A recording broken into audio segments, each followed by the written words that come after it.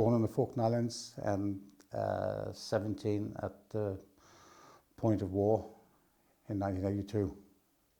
Growing up in the Falkland Islands, we were always constantly aware that the Argentines wanted the islands. There was always that threat, there was always that fear, the honest feeling that at some point Argentina would actually take over. I had access to the officer's reading log and saw that there were signals there that had been dashing around all night that the Argentinians had invaded the Falkland Islands and South Georgia. So we knew, well, things are going to change. The Admiral came round, Admiral Sandy Woodward, visited all the ships, and he said a lot of things. The one thing I do remember him saying, which we had to take back to our departments to tell our lads, is that some of us will not be going home. Quite a frightening time, if you like, but also surreal kind of time. They decided, okay, we're now taking Goose Green under the flag.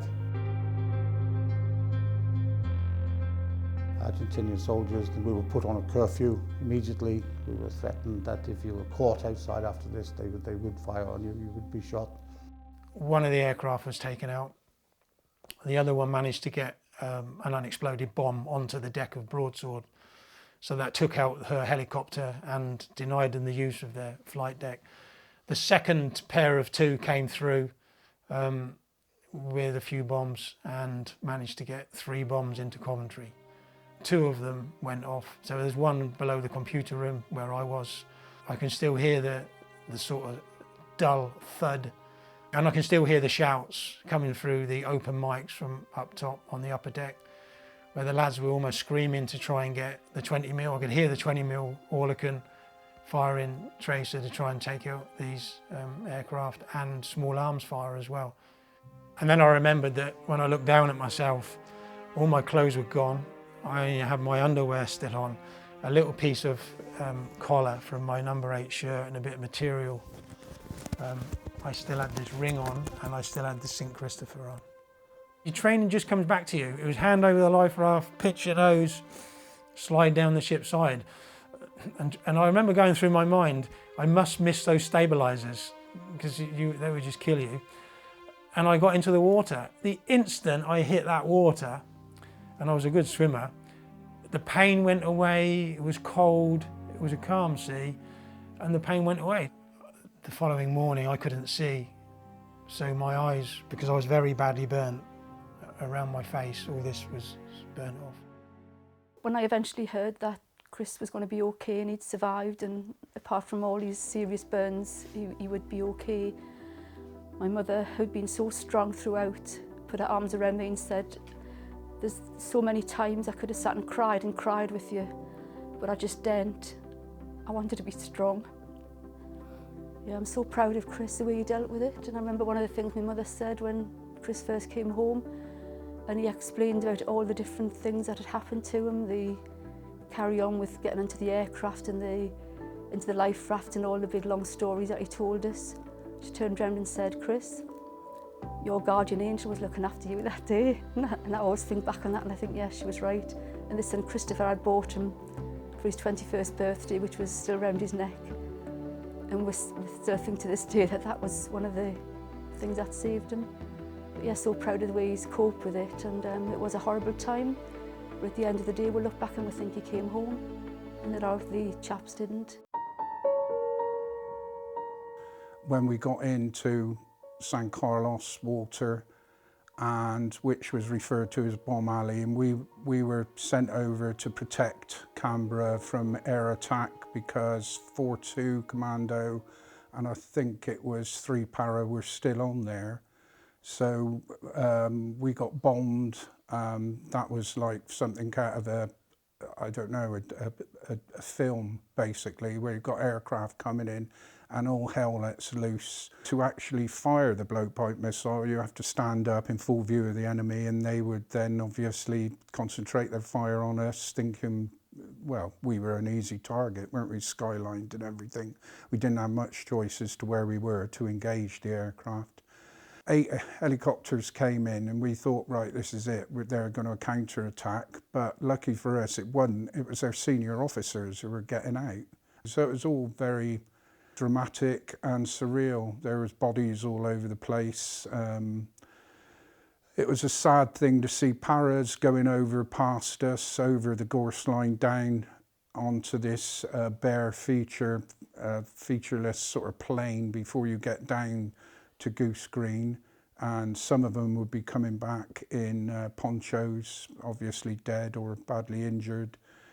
And then we walked down into Goose Green and we went into the community centre where all the people had been held prisoner, and there was a load of paras in there, and there were 6 of us Royal Marines, and they were passing the vodka around, and quite a touching moment in there. One of the ladies who had been held prisoner in there came up to me and tried to give me all her money, and I didn't, you know, obviously I didn't want all her money. They were so thankful. So I just took 1 coin from her, and I've still got it. And that means a lot to me. I was tracking the lead aircraft and I was preparing to launch when I saw his napalm, and as soon as that had gone, I thought, that's his weapons gone. I just switched left looking for the next target that hadn't dropped his weapon load. I'd sighted it, missile was away, the aircraft, I'd seen the missile and was ducking down towards the floor to try and shake it off. I kept the missile above the aircraft, and as the aircraft pulled up out of his dive, I flicked it over and hit him on the cockpit join and the wing, killed instantaneously by the warhead going off.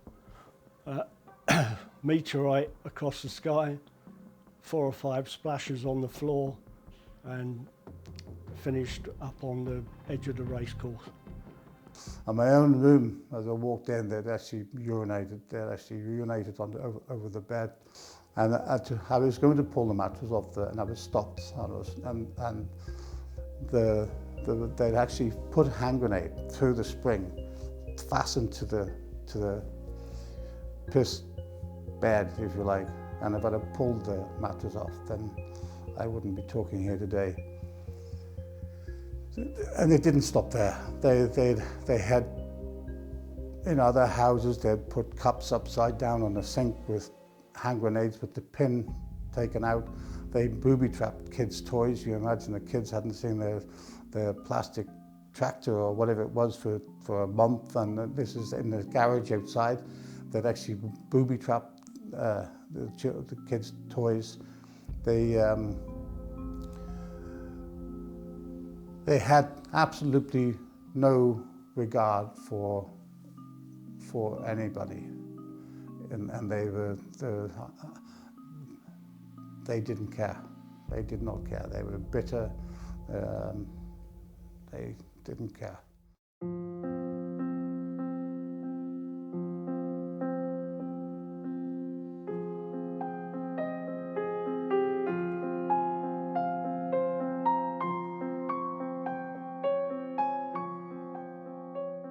And then there was this, basically what I describe as a puff.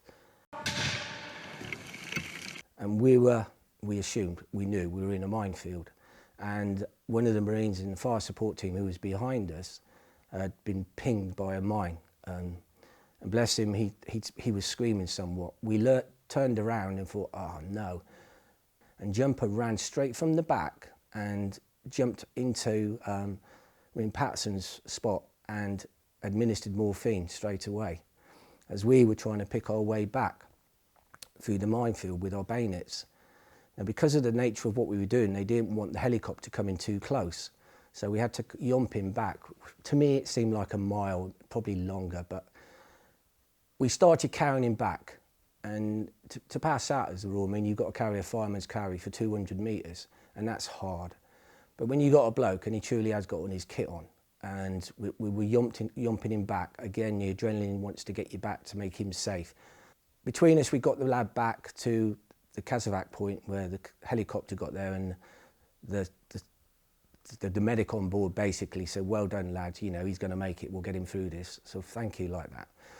The Sunray came back to me and said, the Sunray mission must continue. We went back, got through the minefield, and we got debriefed by the intelligence team and all that. Got a pat on the back, and then we discovered what it was all about. Tomorrow was the best opportunity for a night assault, because all the features were there, full moon and everything was in place. And I led K Company in through the safe path that we had. And the idea was we were going to basically take most of 4-2 Commando through this track that we discovered, through the minefield, and we were going to set them up behind the mountain. It was an amazing, amazing tactic. And we assaulted the mountain from the rear. So all the major defences were effectively pointing the wrong way. Just tracer rounds going everywhere, bangs going off.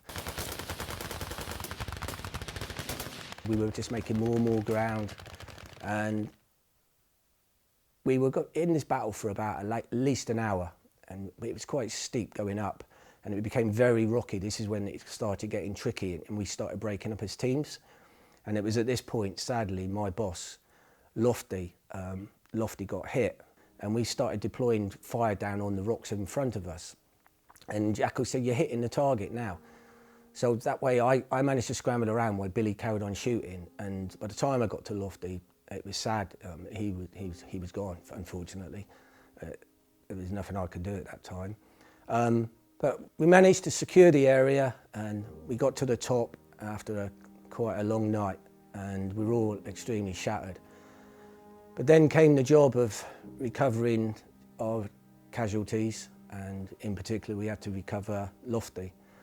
And that was the hardest thing for me really, because we went down and there was only 8 of us out of the 9 of the section left. We picked him up, you know, I had to strip the radio off him. We picked him up and we carried him, put him into a body bag, you know, and dealt with him accordingly. And that was quite hard. Even though he's dead, we were so gentle, we didn't want to damage his head or anything. Hard. Anyway.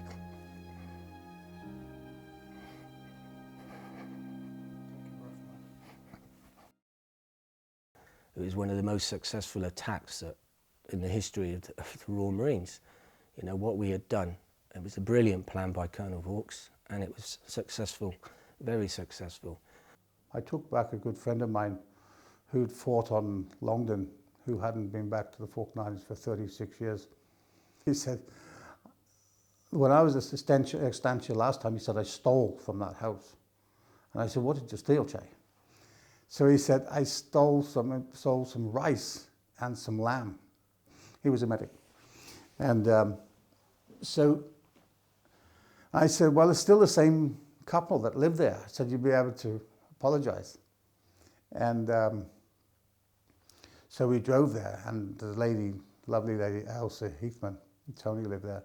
So I turned up and they still recognized me. So, and I introduced my friend, and he said, the last time I was at your house, he said, I stole from you. Did you, Jay? What did you take? Exactly.